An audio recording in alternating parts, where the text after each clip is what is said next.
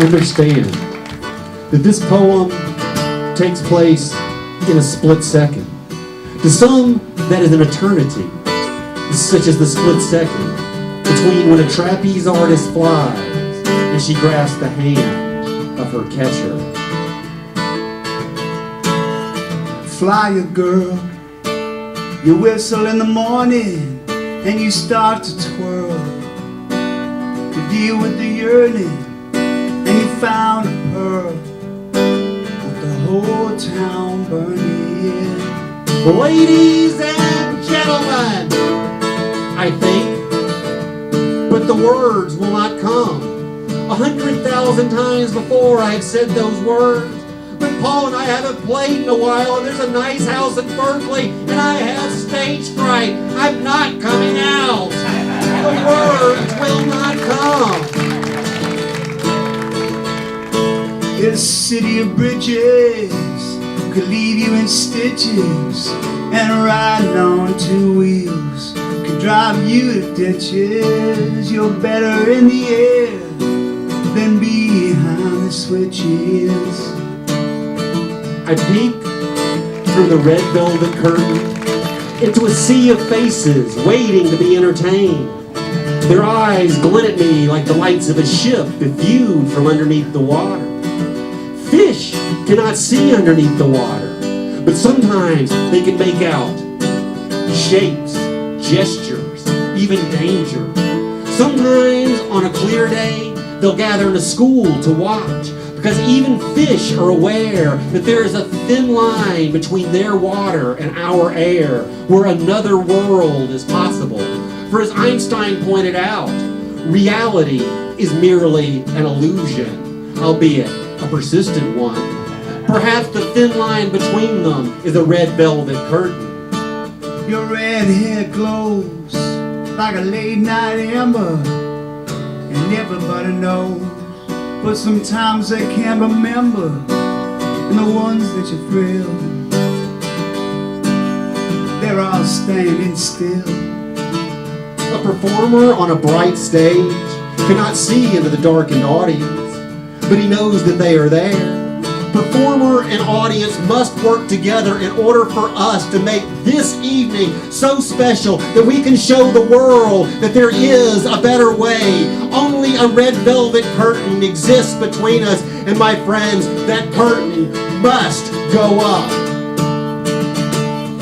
And every day's a stage, and everyone's a player, so girls, turn the page. Your stunts are your prayers. You're waiting for the show. You're waiting for the show.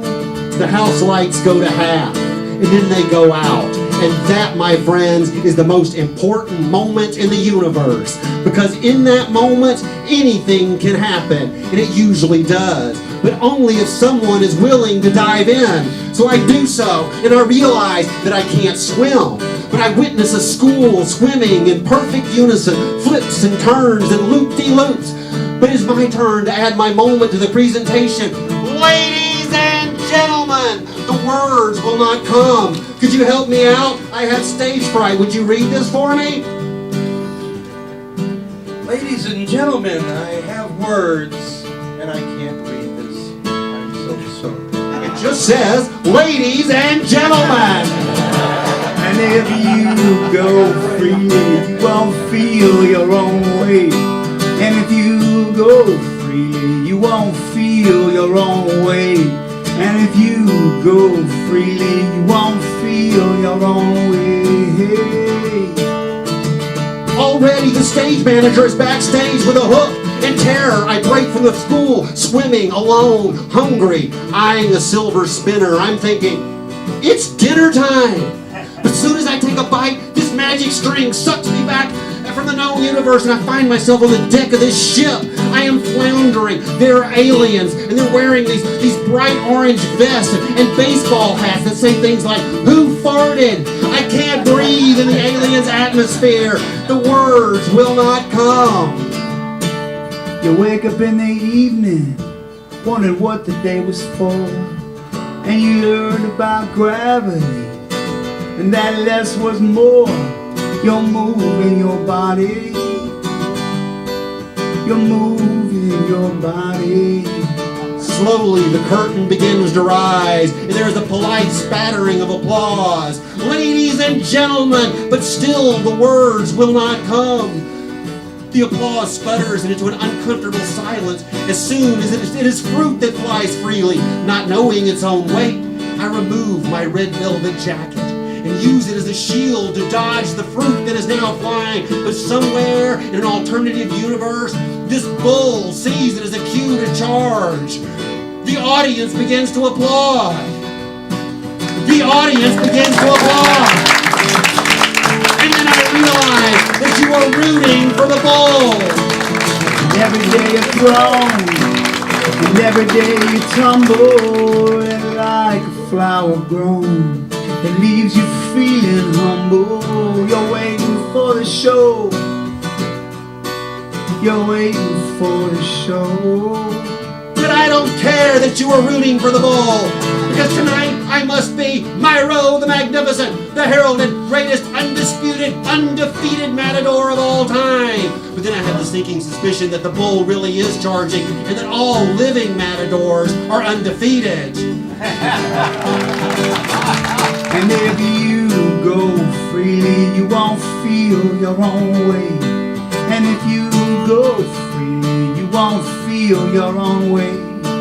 And if you go freely, you won't feel your own way.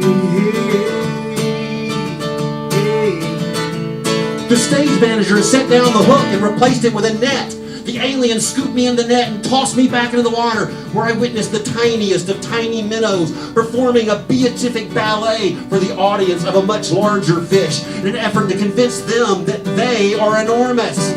Which is the same reason that we insecure performers will come up here and immolate ourselves on stage in an effort to convince you that we are all enormous. I try to join them. But now I'm just that old guy with a hook in his mouth, trying to convince the school that there is another way possible. They don't believe me. I am a laughing stock. They put me on a talk show where I'm trying to convince some blowfish named Alex Jones that another way is possible. But naturally they don't believe me. I am a laughing stock. But at least they are laughing, because when they are laughing, I can fly. You fly through the air with a soft breeze blowing, and you don't even care what the people think they're knowing, and the ones that you thrill, they're all standing still. There are many ways for us to convince the world that there is another way possible. A world that is beyond this one of dreary theater seats and stale, greasy popcorn. Sorry, Ira. But the only time that we can do that is in a split second, such as the split second between when a trapeze artist flies and she grabs the hand of her catcher. And if you go free, that is a moment when fish can walk. A moment we all can fly. When each time the bull dons a cape, trades in his horns for a sword. One in which the bird is free from the chains of the sky. The curtain is up, and I realize that this monkey house on Friday the 13th, this actually is the alternative universe. This right here is the moment, the split second between when a trapeze artist flies and he grasps the hand of his catcher, which is the same as the split second between two hands clapping.